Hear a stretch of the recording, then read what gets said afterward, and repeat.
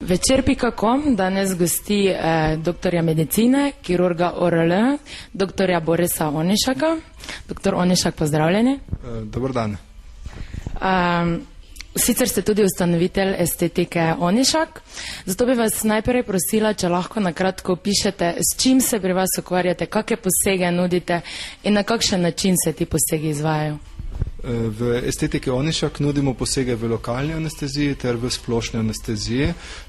Bistvo naše ponudbe delimo na injekcijsko kirurgijo, kamor spada vsa kirurgija,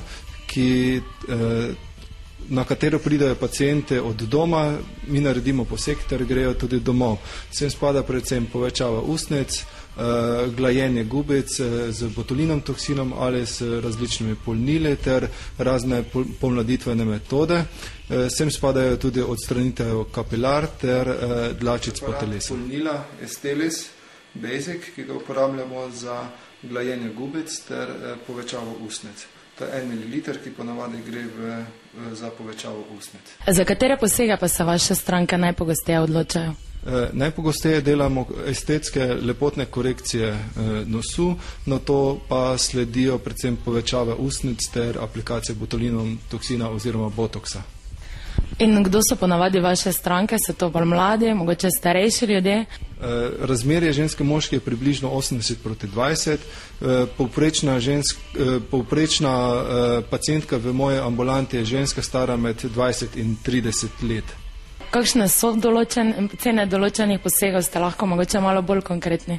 Ja, najbolj pogost je poseg, to je estetska korekcija nosu, stane 1300 €, povečava ustnic stane 300 €, aplikacija botulinov toksina v eno področje, to je recimo okoli oči je eno področje ali v predelu čela je drugo področje, stane pa med 150 in 200 €. Potem liftingi obraza so nekoliko dražji, ker je to tudi večji poseg, tile stanejo med 2500 in 4000 €, liposukcije, bokov, trebuha ali podobnega stanejo 1900 € in tako naprej.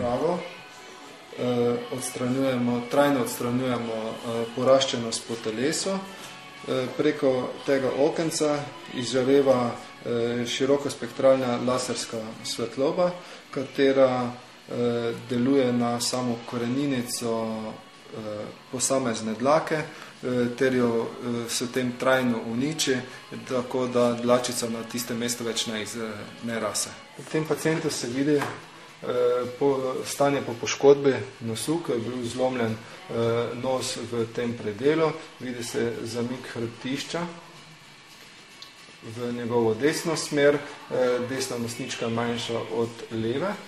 To je stanje po operaciji, ko je nosna piramida naravnost, nosnice so enakomerno velike in tudi nos je simetričen.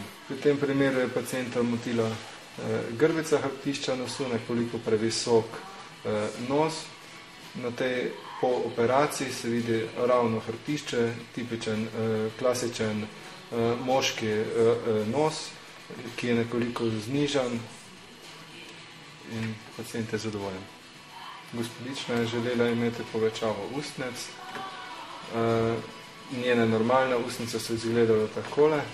Po aplikaciji 1 ml polnila so bile ustnice vidno večje. Se lahko del stroškov krije tudi iz pacientovega zdravstvenega zavarovanja? Sami estetski posegi so praviloma samoplačniški. Vkolikor se dokaže, da je določena recimo disfunkcija oziroma spremenjena oblika nosu posledica poškodbe oziroma prirojenosti, potem plača zavarovalnica. Ampak moram reči, da je to v manjšini primerov. Pa se kdaj mogoče tudi zgodi, da stranka po končanem posegu ni zadovoljna z svojim izgledom oziroma z lepotnim popravkom? Vsekakor se zgodi tudi to, da sama operacija ne uspe oziroma nismo dobili pričakovanega uspeha. V tem primeru nudimo brezplačen ponovni operativni poseg in sama finančna zadeva se pacienta ne tiče, mi želimo imeti na koncu zadovoljnega pacienta. Dr. Onišak, najlepša hvala za vaš čas. Me veselilo vas gostovati v mojih